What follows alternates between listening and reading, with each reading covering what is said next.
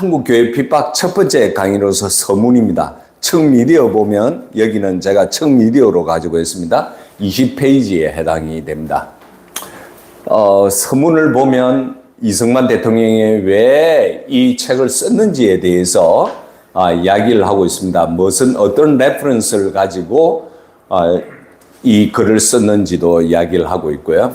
일본이 한국 교회를 핍박한 것은 교회와 민족과의 깊은 관계에 있다. 저는 여기서 굉장히 중요한 두 단어입니다. 교회와 민족과의 관계라는 것. 이승만 대통령이 나중에 본문에서도 쭉 뒤에서 나오는데 왜 교회에서 이것을 알지 못할까? 그것에 대해서 왜 알려고 하지 않을까? 거기에 대해서 어떻게 풀어놨느냐면 첫 번째로는 우리 기독교가 구속과 영성을 위해서 내세를 위한 종교로만 알고 있다는 거예요. 그것 때문에 우리 많은 크리스찬들은 이 사회 문제, 한국교회 핍박이 일어난 것에 대해서 이렇게 알려고 하지 않았다는 거예요. 그러면 기독교라는 것은 두 번째 가장 중요한 것은 이 사회, 공동체의, 국가의 미래의 복락을 위해서 또한 존재하는 것이 바로 기독교다. 이렇게 두 번째 안을 굉장히 중요하게 설명을 해놨습니다. 그리고 민족과의 관계에 있어서는 뭐라고 이야기를 했냐면 왜 우리 일반 국민들은 한국 교회 핍박에서 이렇게 많은 사람들이 옥살이하고 나와서 죽고 이렇게 한 사람들에 대해서 왜 관심이 없을까? 거기에 대해서 이렇게 이야기를 하고 있습니다. 교회가 민족의 미래의 희망이라는 것에 대해서 우리 국민들의 백성들이 모르기 때문이라고 적어놨습니다. 그래서 이승만은 한국교회 핍박한 것은 교회와 민족과의 깊은 관계가 있다. 이런 문장으로 해석을 할 수 있는, 그냥 교회와 민족과의 깊은 관계가 있다. 그냥 생각이 나서 쓴 단어가 아니라는 겁니다. 이 책을 통해 상세히 알 수 있겠지만 첫 번째로는 이승만 대통령은 나의 목격한 것들과 이승만 대통령이 한국에 있을 때 일어난 한국교회 핍박 사건이거든요. 1911년도 12월 달에 테라우치 총독이 압록강에 가가지고 압록강 다리 개통식에 참석했다가 그 바로 밑에 있는 선천 지역을 그리고 평양 이런 몇 군데를 아마 이렇게 내리면서 다 사람들의 환영식에 참석하면서 와, 손 흔들고 그럴 때 이제 선천 여기에서 나를 죽이려고 했다. 이렇게 해가지고 한 거라는 거죠. 그러면 이승만 대통령이 망명하게 된 것이 언제죠? 12년 거의 생일 3월 26일 날 했죠. 그러니까 몇 개월 동안은 충분히 이 사실을 알고 있다는 거죠. 내가 목격한 것들과 두 번째로는 미국 각 신문에서 보도된 자료, 그 다음에 미국 각 교회에서 대표들을 파송해서 직접 보고된 내용들, 그리고 각 교회들의 월간 잡지들과 미국의 선교회에서 발간한 것들을 토대로서 그 대강을 추려 간단하게 작성한 것이다. 따라서 깊이 주의하여 읽어보면 분명 잘못된 부분이나 부족한 점들을 발견하게 될 것이라고 이야기했습니다. 저는 내일 우리가 수영로 교회에서 기독교 세계관 하는데 제가 오늘 잠시 이거를 이제 발표 또 내가 대타로 해야 되니까 발표하는데 준비를 하면서 와, 이 첫 문장이 굉장히 중요하구나. 이 문장이 내일 제가 기독교 세계관에서 지식에 대해서 이제 준비를 해요. 여기서 이 지식하고도 같겠다는 생각이 들어요. 무릇 무엇인가를 소망하는 사람은 그 소망하는 바를 이루기 위해서 일을 하고자 할 것이다. 일이라는 것은 뭐죠? 지식을 쌓는 거죠. 그리고 또한 일을 하고자 하는 자는 그 일의 실상을 알고자 하는 것이다. 그죠? 예. 이렇게 이야기를 하고 있습니다.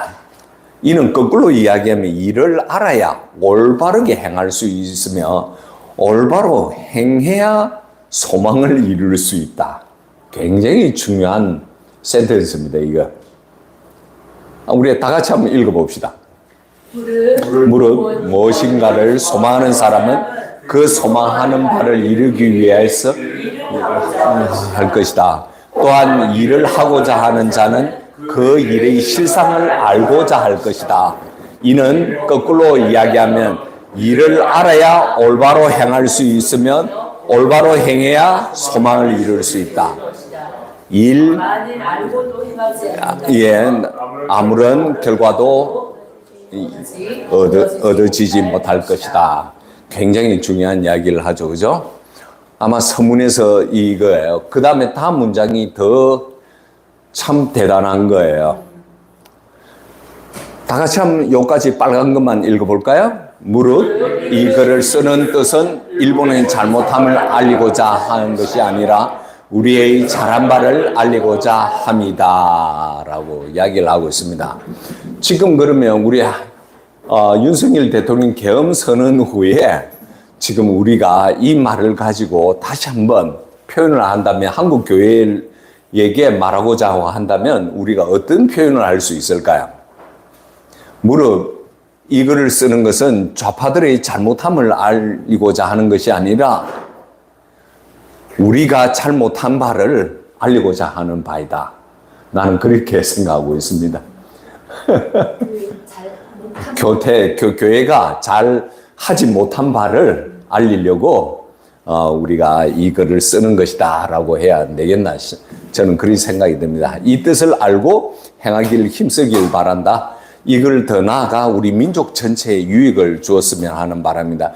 그러니까 이승만 대통령의 지난번에 제가 이승만의 신앙에 대해서 쭉 프리스턴 대학에서 신학을 하고 그 스피리처에 대해서 쭉 이야기했잖아요.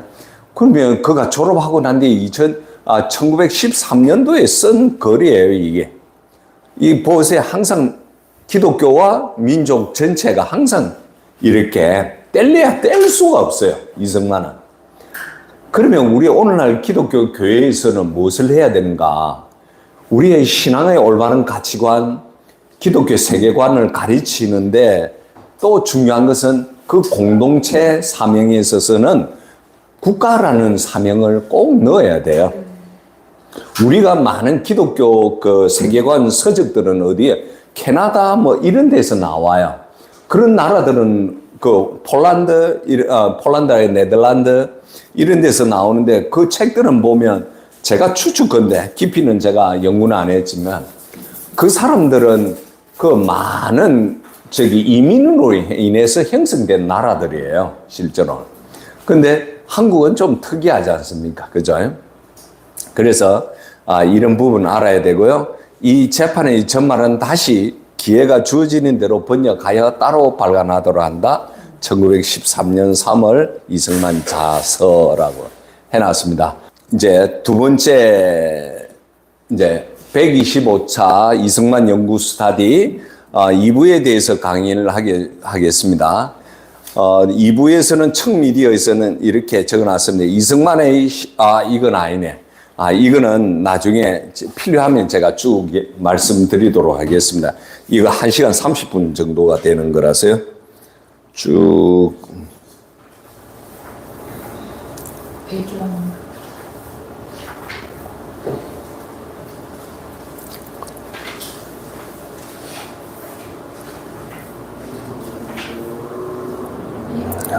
제주도 가서 이 부분 했는데 잘 들었습니다.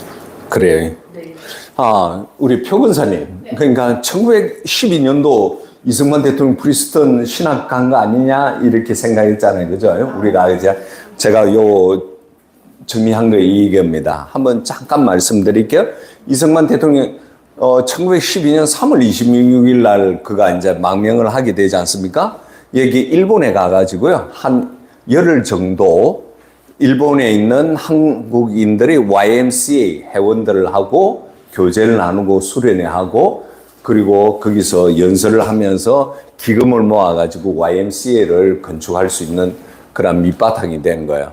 그렇게 해가지고 이제 배를 타고 12년 5월 1일부터 5월 29일 거의 한 달 동안 미네아폴리스 감리교 총회에 갔어요. 여기 감리교 총회에 미네아폴리스.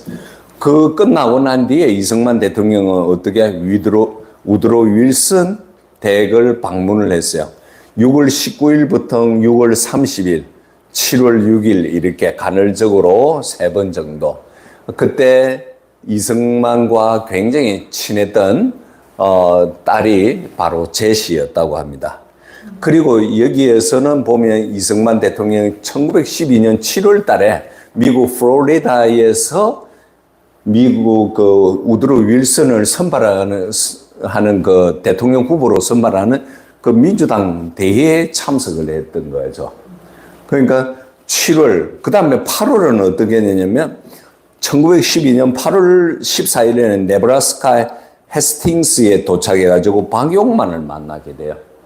그러니까 이승만이 일정으로 봐서는 신학에서 공부할 수 있는 그런 근거는 거의 없는 것입니다. 그렇게 해가지고 헤어져가지고 1913년 1월 10일 동부로 떠나가지고 동부에서 이제 있다가 시카고 LA를 거쳐가지고 1월 18일 샌프란시스코에서 하와이 여행해가지고 1913년 2월 3일 날 이제 하와이에 도착을 한 거예요. 그래서 지난번에 우리가 이 부분에 대해서 1912년도에 대해서 좀 궁금했던 부분이 이렇게 제가 정리를 해놨습니다.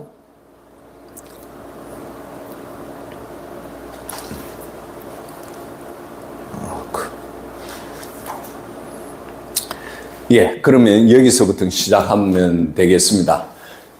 계속해서 124차로 적었네요. 죄송합니다. 125차 이승만 연구 스타디 2부에 대해서 오늘 강의를 하도록 하겠습니다. 1부는 서문에 대해서 이야기했고요. 2부는 세계 각국의 비판적인 여론에 대해서 이야기를 하고 있습니다.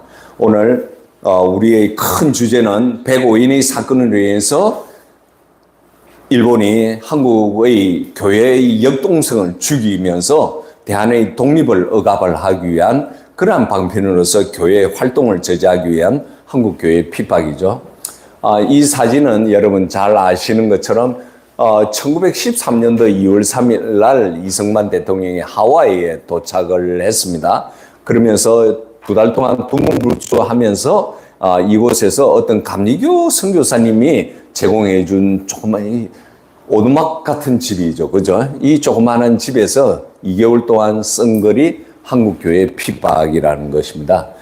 이승만 대통령이 이 책에서 그가 항상 계속 주장하는 것은 이 나라는 기독교, 동양 최초의 기독교 나라가 돼야 될 것이다. 그리고 한국의 독립이 식민지 가운데 있지만 반드시 기독교 정신에 통해서 우리가 해방이 되어야 된다는 것이죠. 이러한 사실들을 알리기 위해서 이 책을 집필한 거랍니다. 자, 지금 이제 책 줄거리가 중간에 이제 발생 원인들에 대해서 쭉 이야기를 하고, 처음에는 이제 각국에 대한 반응부터 이렇게 쭉 전체 바깥쪽 이야기부터 하면서 안쪽 이야기, 핵심을 이제 이야기 들어갈 겁니다. 세계 각국 비판적인 여론이 어떠냐? 이제 105인 사건이 일어나고 난 뒤에 일본이 한국을 병합한 이후에 아무런 문제 없이 진행되어 오던 그들의 식민지 정책은 이번에 윤치호, 양정백 등 123명을 구속해서 재판한 사건으로 해서 비로소 세계 각국의 비판적인 여론에 의해서 일본은 큰 어려움을 겪게 됐다는 것입니다. 다시 한번 이제 제가 105인의 사건은 1911년 일제가 무단 통치 일환으로서 민족운동을 탄압하기 위해서 여기 민족운동 탄압도 되지만 교회를 탄압하기 위해서 테라우치 마사다케 총독의 암살 미수 사건을 확대 조작해서 애국 계몽 운동가들을 투옥한 사건이라는 것입니다. 자, 여기서 이제 이승만 대통령은 미국의 뉴욕 월간지 아웃룩 굉장히 유명하죠. 이승만 대통령 한성감옥에서 계속 읽었던 책이죠. 1912년도 12월 4일이니까 1년이 딱 지난 그 시점에서 재판하고 있는 상황에서 이걸 보도한 것입니다. 어떤 보도냐? 일반적으로 아시아에서는 뭐 자기 나라에서 어떤 체벌을 가하고 중형을 때리고 뭐 죽이고 이래도 외부에 알려지지 않는데 이상하게 이번에 이 사건은 전 세계에 알려졌다. 이런 내용으로 이야기를 하고 있습니다. 그래서 기사 내용은 아시아의 각 나라에서 중대한 범죄 사건에 대해서 재판 처벌하는 일이 종종 있어 왔는데 일본 동경이나 중국 북경에서 각각 자국민을 감금하거나 징역, 교수형, 참형 등에 처하는 경우에도 외국인들의 안전과 재산에 관계만 없다면 서양의 각 나라들은 별다른 관심을 보이지 않았다. 그런데 이번에 조선 사람 123명 체포해 재판한 사건으로 인해서 동서양 각 나라들이 이렇게 큰 관심을 보인 것은 조선이 통상을 시작한 이후로도 처음 있는 일이라고 이제 서막을 터뜨립니다. 이 사건의 재판이 시작된 후 일본과 중국, 러시아와 유럽 각 나라, 미국과 호주 등 모든 나라들의 신문, 잡지 등에서 소문이 전해지면서 이제 서로 여론이 이렇게 일본이 그럴 리가 있나? 일본을 비판하기도 하고 일본을 좋게 평가하기도 하고 조선을 나쁘게 평가하기도 하고 이제 좋게 평가하기도 하고 이런 갑론을박이 굉장히 심했다는 것을 이승만 대통령이 이야기를 하고 있어요. 어떤 곳에서는 일본을 비판하기도 하면 또 어떤 곳에서는 비호하기도 하고 혹은 어떤 곳에 한국에 있는 미국 선교사들과 한국 기독교인들을 비난하기도 하고 변호하기도 하고 여론이 크게 나누어져 덜끓었다. 그런데 세계에서 가장 유력한 신문 중에 하나라고 할 수 있는 이 뉴욕 헤럴드에 대해서 꼭 아셔야 돼요. 한국 교회 핍박에서 뉴욕 헤럴드가 굉장히 큰 기여를 했습니다. 왜 그러냐? 미국에 있는 선교회나 기독교들이 이것에 대해서 전혀 관심이 없었는데 뉴욕 헤럴드가 이때 이제 그 다음 또 이제 언론 언론 사주하는 것에 대해서 이제 나올 텐데 일본이 연합통신사, 요즘 말하면 연합통신이라고 하죠, 그죠? 만국 언론 지국인가 뭐 그렇게 표현을 해놨습니다. 어쨌든 현대 말로서 표현을 하겠습니다. 현대 연합통신사를 완전히 일본이 이제 그거를 하는 거죠. 핸들링을 하는 거예요. 네. 그렇게 하다 보니까 이 여론들이 밖으로 나갈 수가 없는 거예요. 근데 뉴욕 헤럴드는 어떻게 해서 이렇게 중요한 일을 했냐면 북경에 있는 뉴욕 헤럴드 O라는 사람이 있어요. 그 사람이 한국에 출장에 온 거예요. 서울에 와가지고 1912년도 2월 달에 재판 한창 하고 있을 때 그가 직접 거기에 참석해가지고 그 재판 과정을 쭉 보면서 뉴욕 헤럴드 기자 오레에서 이제 이 재판은 완전히 사기 재판이다. 이렇게 된 거예요. 그래서 뉴욕 헤럴드가 그리고 태양보는 뭔지는 정확하게 모르겠어요. 그리고 영국 런던 시사주간지와 일본 고베의 재팬 크로니클 일본 신문인데도 불구하고 그 나라에 대해서 잘못한 것에 대해서 비판을 했습니다. 재팬 크로니클 등 여러 언론이 이 사건에 집중하여서 한국인들의 무죄 사실에 대해서 연속 보도했습니다. 이것 때문에 이제 선교사님들이 아이고 이러면 어떡하지 이제 계획을 세우기 시작하고 미팅하기 시작했다는 겁니다. 이 언론들은 모두가 영문으로 발행되어 있는 신문이고 그 외에 일본과 중국 방언으로 발간되는 신문에서도 여러 입장과 의견들이 분분했습니다. 그리고 기독교 개통신문과 잡지 중에서 미국 남감리교회에서 발행하는 선교 잡보라는 주간지에서 서울에서 직접 보내온 보고를 연재하기 시작을 하게 되었다는 겁니다. 자, 뉴욕 헤럴드 회사에 대해서 잠시 소개하겠습니다. 1835년도부터 1924년도 약 90년 가까이 미국 뉴욕에서 발행한 1페니짜리 신문이었습니다. 이게 최초의 신문이었다는 거죠.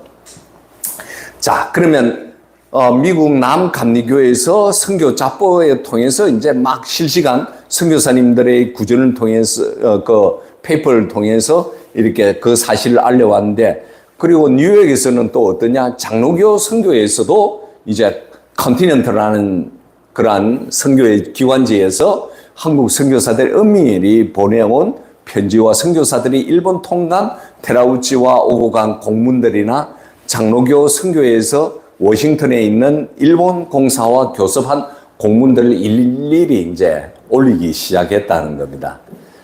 자, 그러면서 또 하나는 재팬 크로니클은 기독교 계통의 신문은 아니었지만 일본 관리들의 불공정한 처사들을 일일이 보도했고 따로 책 한 권을 출간할 정도로 6월 27일부터 8월 27일까지 재판의 전말을 소상히 하루 이틀 내용을 정말 소상히 조사한 후에 이를 게재했고 선교사들의 입장과 법조계의 입장, 변론 등 내용들을 상세히 보도했다고 이야기를 하고 있습니다.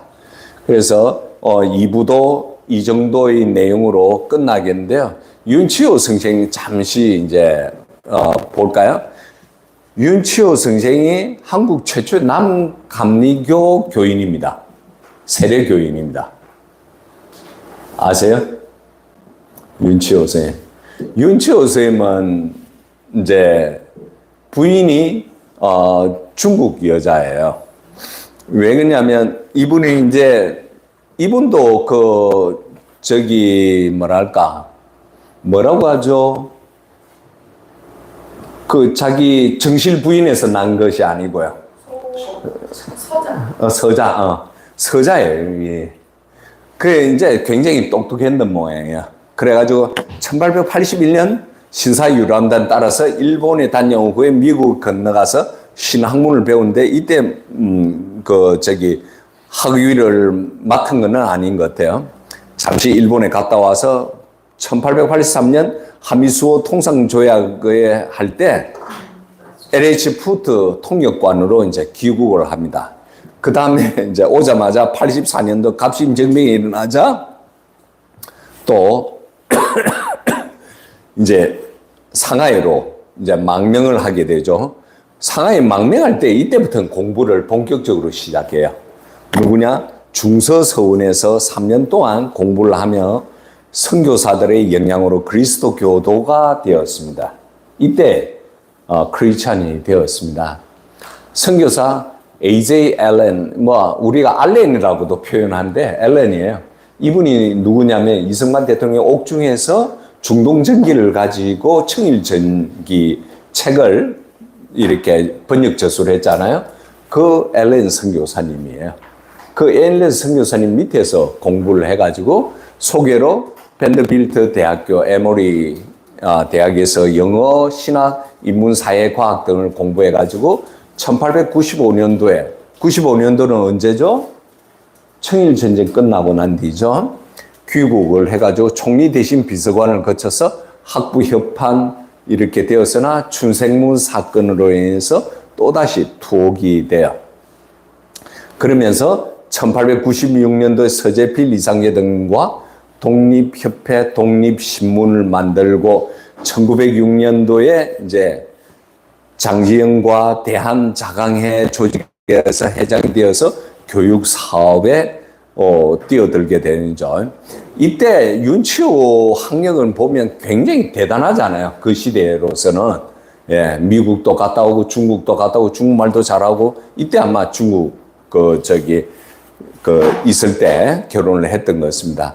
그리고 이제 1910년도에 대한기독교청년 YMCA를 조직한 후에 한영서원 송도에 있죠. 설립하고 대성학교, 서울의 대성학교 있죠. 교장으로 있다가 1911년도에 이제 105인 사건은 10년형 선고를 받기도 했다고 이야기를 합니다. 와, 제가 코로나 때문에 목이 아파서 아니 물이 아니라 제가 강의를 못해요 지금. 목이 아파서. 어쨌든 이렇게 해가지고 나중에 변절자라고 해가지고 1945년 12월 6일 자택에서 암살당했어요. 우리 성민 간사님 이거 한번 쭉 읽어줄래요? 네. 양정백 목사. 양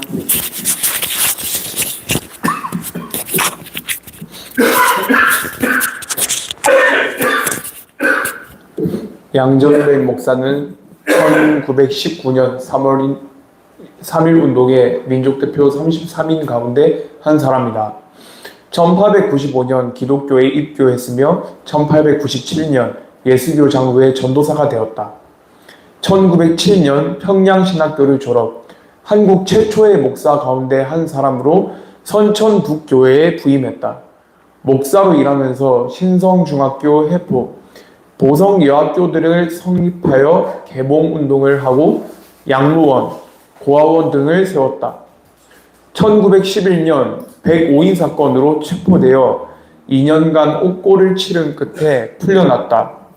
추록 후 1914년 예수교 장로회 총회 부회장, 1916년 총회장이 되는 등 선교 활동에 종사했다.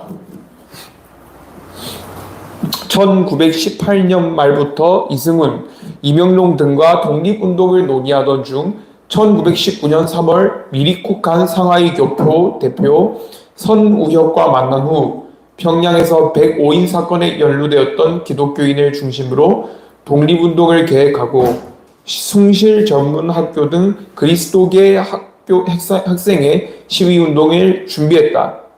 이때 서울에서 천도교 측이 독립운동의 일원화를 제기하자 여기에 참여하기로 하고 이승훈, 김병조 등과 함께 3.1운동의 그리스도교계를 참여시키는 데 큰 역할을 했다. 2월 23일 평양의 교회에서 한태영을 만나 민족 대표로서 서명 날인하기 위하여 도장을 맡기고 2월 28일 독립선언식에 참가하기 위하여 상경했다. 3월 1일 오후 2시 인사동 태화관의 민족 대표로 참여하여 한용운의 간단한 식사를 듣고 만세삼창을 외친 뒤 출동한 일본 경찰에 체포되어서 징역 2년형을 언도받고 옥고를 치렀다. 추록 후에는 일생을 전도 사업에 전력했다. 계속 읽을까요? 네. 데라우치 마사타케 1852년 2월 24년생 1919년 11월 3일 사망. 데라우치 마사타케는 일본의 육군 군인이자 정치가이다. 제18대 내각 총리 대신을 지냈다. 야마구치현에서 우다의 셋째 아들로 태어나서 모계인 데라우치 가문을 이었다. 1910년 5월 조선 통감으로 부임했고 같은 해 8월 한일 합방 이후에는 조선 총독으로 무단 정치를 이끌었다. 1919년 10월 내각 총리 대신이 되어 러시아 제국의 시베리아로 출병할 것을 주장하였다. 그러나 1918년 총리직을 사임했으며 이듬해 사망을 했다. 예.